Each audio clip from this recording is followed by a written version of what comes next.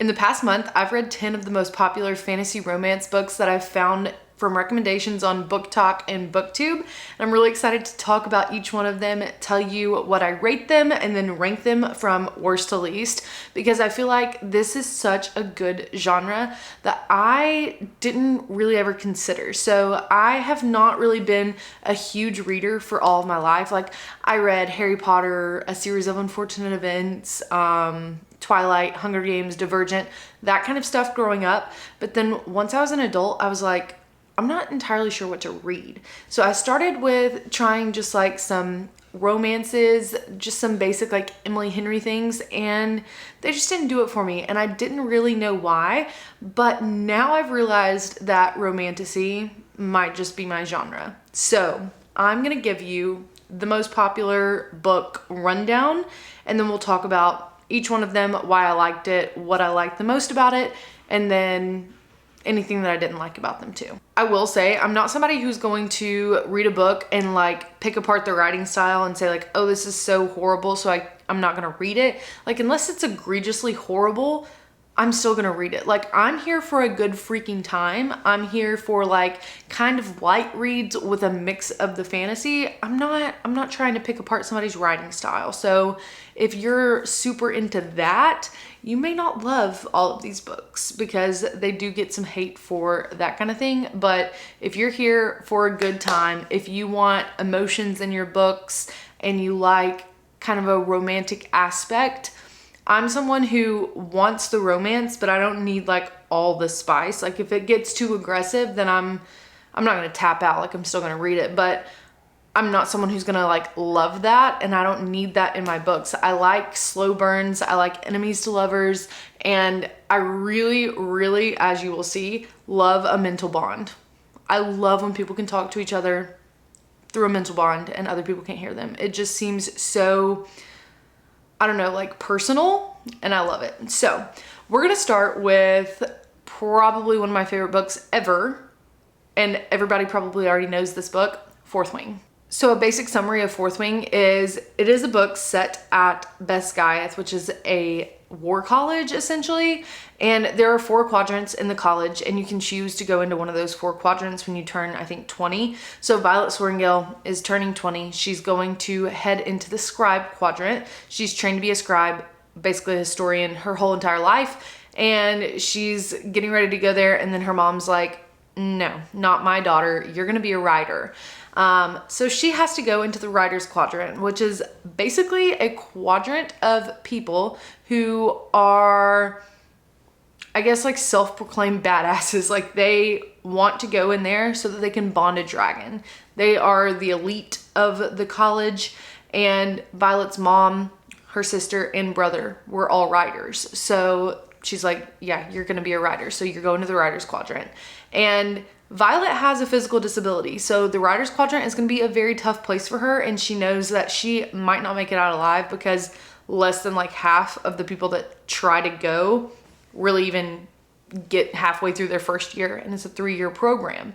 So this is all about Violet trying to get through the writer's quadrant in her first year. Violet's mom is a general, and she's super high up in kind of their military, and essentially there was a rebellion, and she's responsible for capturing a lot of the rebels and sentencing them to death. So their kids are now of age to be in the writer's quadrant. That means that not only is Violet trying to survive like all these tasks and bond a dragon, but she's also got a lot of enemies from her mom's military history. One of the rebels' sons is Xaden Ryerson, and we're introduced to him very, very early. They are telling Violet, like, watch out for him when you get into the writer's quadrant, and she's terrified of him because he's super powerful and super has a reason to hold a grudge. So she meets him, and he is our male main character, and probably my favorite male main character ever in a book. When I read a book, I want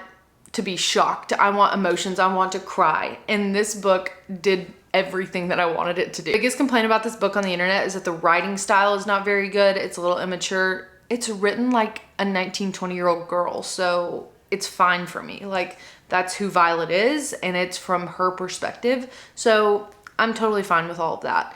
The things that I loved about this book were the forced proximity, the slow burn, the enemies to lovers, the dragons, obviously. The foreshadowing in this book is incredible. There are twists and turns, and one of my favorite things, a mental bond. And then the spicy stuff was not like overpowering. Like there was a plot there and we stuck to the plot and didn't let it get taken over by spicy scenes. So overall, this book is a good freaking time. Like I just loved reading it. I read it. I went straight into the second book, read it, and then reread them. Like that's how much I love these books. So Fourth Wing for me gets a 5-star. So immediately following Fourth Wing, I read Iron Flame, which is the second book in the Empyrean series. This is Violet's second year at Besgaeth, and she has survived her first year. She learned some things that Navarre, her country, is like hiding from everybody, and she's kind of battling with that. Good versus evil. She's really trying to figure out who's on her team and who she should trust. I find it hard to give a summary of a second book in a series without ruining anything from the first book, so I'm really trying here. Iron Flame is a lot slower than Fourth Wing, but it also does a lot of world building. You get opened up to things outside of Navarre, so you are looking at the whole world instead of just their country, and then you get to learn a lot more secrets and kind of get, I don't know, I would say some clues into things for the future, so I like that a lot. Again, people hate on the writing style of this book. They say there's like a lot of mistakes, whatever. I didn't notice any of that because I was so locked in on like the plot line and trying to figure out what was going to happen next that none of that actually mattered to me because, again, I think these books are incredible. Such a good storyline, such a good plot, so much good romance, and can't tell if I'm like a theory genius, but I think that I have some good theories about what's gonna happen next. I would say the worst thing about the Empyrean series is that we're not finished with it. So it's supposed to be a 5-book series, and right now we only have 2 of the books. Onyx Storm is supposed to come out in January of 2025. So we're pretty close to that release, but if you don't want to torture yourself, maybe wait until they're over, but I would highly recommend torturing yourself with me, going on Reddit every single day, looking at TikTok theories, flagging your book like I did, and just being an absolute psycho about this series. I didn't love this one as much as I loved Fourth Wing, so I can't give it a 5-star, but like 4.5, I guess, if I can't round it up. It's really good, and I wanted to throw my Kindle at the wall, so that definitely has to count for something. The emotional range was 100% there, and I cannot wait for Onyx Storm. After I read those 2 books, I knew I was gonna be on a book hangover, so I went straight to TikTok and I was like, what should I read next if I liked Fourth Wing, Iron Flame? And it gave me Quicksilver, and Quicksilver is by Callie Hart. There are 2 books called Quicksilver, so I wanted to make sure that you're looking at the right one. This book follows Ceres, and she is a human living essentially in the slums, and she is doing anything she can to get a drop of water. Like she's gonna thirst to death, starve to death. So she's basically stealing her way into still living, and while she's doing that, she gets captured and eventually accidentally opens a realm to a Fae kingdom. In this book, the humans don't know Fae are real. They're like a thing of nightmares and fairy tales. And so when she goes through this realm and she is transported to another kingdom, she meets Death, and Death actually ends up being a person who kind of recruits her into their war that they've been having for centuries, because if she could have opened this realm, then that is a big deal for them. We learn that this guy that she thinks is Death is actually named Kingfisher, and he's kind of mean. He's a little bit of an asshole, but it's okay, he grows on you, and I think that their banter back and forth is great. So he makes a deal with her that he will send her back to the human lands and to her family if she helps him make things that he needs to win the war. It was a little bit more spicy than Fourth Wing, I would say, and even though it was more spicy, there was still a plot line there that I thought was good. The magic system was great, so I really did like this book. I think it was a good one to get me off of that Fourth Wing hangover, but it's not something that I think about often. Like, this is another book that is not completed. Like, it's a series and only one of the books is out. I don't know if there's gonna be 2 or 3, but this is not something that I'm like going onto Reddit and looking at like people's theories for. I mean, it was good. but it's not something that I constantly find myself thinking about, if that makes sense. Again, I love their magic system. I love the different fae and fairies that we got introduced to. I thought forced proximity was great in this. Their banter was fantastic. The male main character, he's a shadow guy, which we love. There were good twists. I felt like it was a good book. So I give it 4.5 stars. I'm glad that I read this next so that I wouldn't fall into a reading slump. So thanks for that, Quicksilver. Can't wait until the second one comes out. I think it's supposed to be pretty soon. I will definitely read it. Like I said, I'm just not obsessed. But right after that one, I was like, I need to read something that is finished. Like, I'm sick of reading things, ending on a cliffhanger, and not knowing when I'm gonna get answers. So I decided to read the duology, The Serpent and the Wings of Night, and The Ashes and the Star-Cursed King. This one follows Oriya, and she's the adopted human daughter of the vampire king. Let that sink in.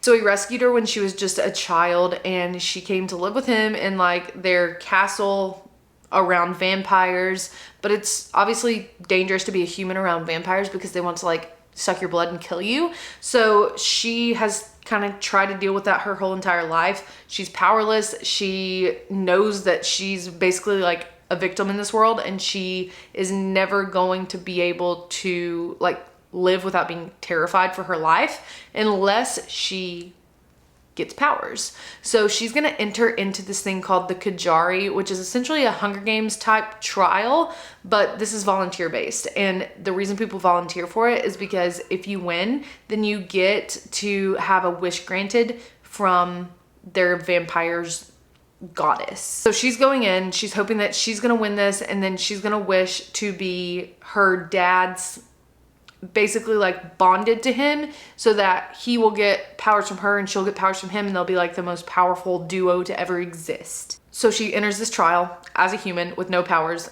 surrounded by a bunch of vampires who obviously do have powers, and it doesn't exactly go to her plan, and she's forced into an alliance with Rain. Rain is drawn to her and she's drawn to Rain, and they don't really know why, but they form this alliance and it starts getting good. But the thing about it is they're in the Kajari together, so only one of them can survive. So the Kajari is the basic plot line of the first book. It ends in an incredible way and leads you right into the next book. So The Ashes and the Star-Cursed King is following the Kajari. Once again, I don't want to give away any spoilers here, so I'm just kind of gonna do a little brief overview. This book is all about the battle of what's right, good versus evil, and how to make the world a better place. These books together were so easy to read, so easy to get into, and I absolutely loved the fact that I could finish them and have my story completed. I think her writing style is better than any of the other romantasy books that I've read, and it got me emotional when I needed to get emotional, and the writing was beautiful. I liked the plot, and even the spicy chapters were written pretty well. So I give these two books together 5 stars. I can't really rate them separately because I read them like back to back, and they essentially are just one to me. So they get 5 stars. They're going together when I actually rank these books too, because I can't separate them. So after I finished the duology and I absolutely loved it, I was hooked on romantasy, and I had told my friends like, Fourth Wing is right up my alley. I love it so much. And they're like, you have to read ACOTAR.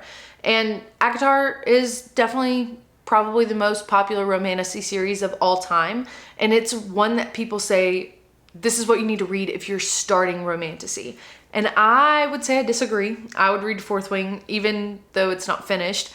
I would read Fourth Wing because I think it's an easier read. It's easier to get into. If you don't know if you're gonna like these, ACOTAR is a freaking commitment. Like, I like them, and I think that book 2 is incredible, but I'm telling you right now, these books are long, and if you don't like it, like, that would suck. So I just finished the series, so we're gonna go through each book in order, starting with ACOTAR. If I were reading this series for the first time, I'd want to go into it pretty blind, so I'm gonna try to keep this very, very, very spoiler free. The first book, I'm going to give you like the basic rundown, and then after that, just like 2 sentences about each of them, because I don't want to spoil anything, and the ride is like worth it. So Book 1, A Court of Thorns and Roses. This book follows Feyre, who is our female main character. She is a human living on the human side of the wall that borders Prythian, which is the fairylands. Essentially, there was a war 500 years ago. They put up a wall because the humans and the fae, they needed to stay away from each other, right? Because the humans think that the fairies are preying on them and they're going to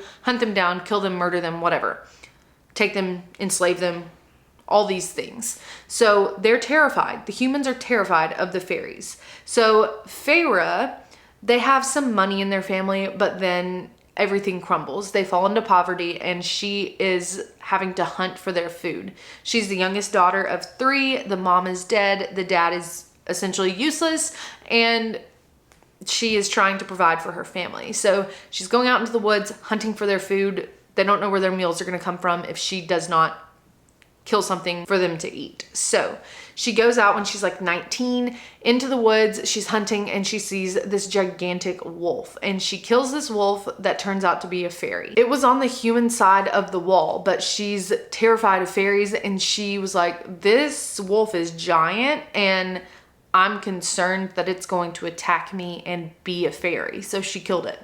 When she kills it, she goes back home and then this beast comes to her cottage and kidnaps her. And he's like, your life is going to basically pay for the life that you took from us. So you're coming with me back to Prythian across the wall. So she's kidnapped. She goes across the wall with this beast. And it turns out that the beast is actually a High Lord, which is a ruler of one of the little sections of Prythian. Once she's there, she thinks she's going to be enslaved or killed or something, but it turns out that Tamlin, this High Lord, is actually just going to keep her there, and he's like, okay, like, you get a room in my castle and I'll feed you and you're free to do whatever you want. And she is very confused by that and doesn't really know what to do. But throughout this time period, he starts like taking care of her family on the other side of the wall, and she really starts to fall for Tamlin. She learns that there's a plague in their lands and Tamlin is trying to stop the plague, but he doesn't really give her a lot of information and she's just trying to like put things together herself, and she is still kind of in danger there and he's trying to protect her. So Tamlin's trying to do everything he can, but he fails to rid Prythian of this huge plague. So Feyre steps in and tries to stop it herself. I thought this book was really good. I give it like a 4.5. I immediately bought the second book as soon as I finished this book because I was hooked on the series. It didn't give me everything that I wanted in a book, but it gave me enough that I really liked it. Book 2 in the ACOTAR series is A Court of Mist and Fury, and this is easily my favorite in the series. I loved it so much. This book is really about Feyre coming to terms with what she had to do to save Prythian and Tamlin. She's getting ready to marry Tamlin and she's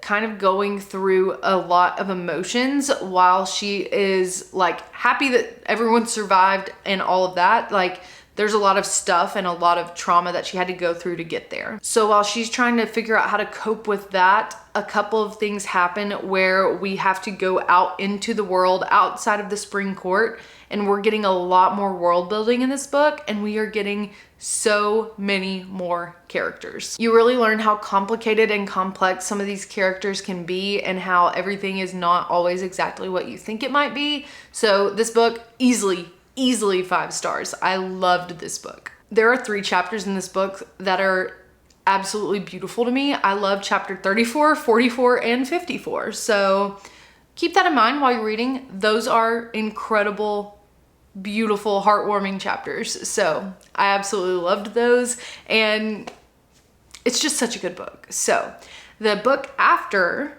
A Court of Mist and Fury is A Court of Wings and Ruin, so ACOWAR.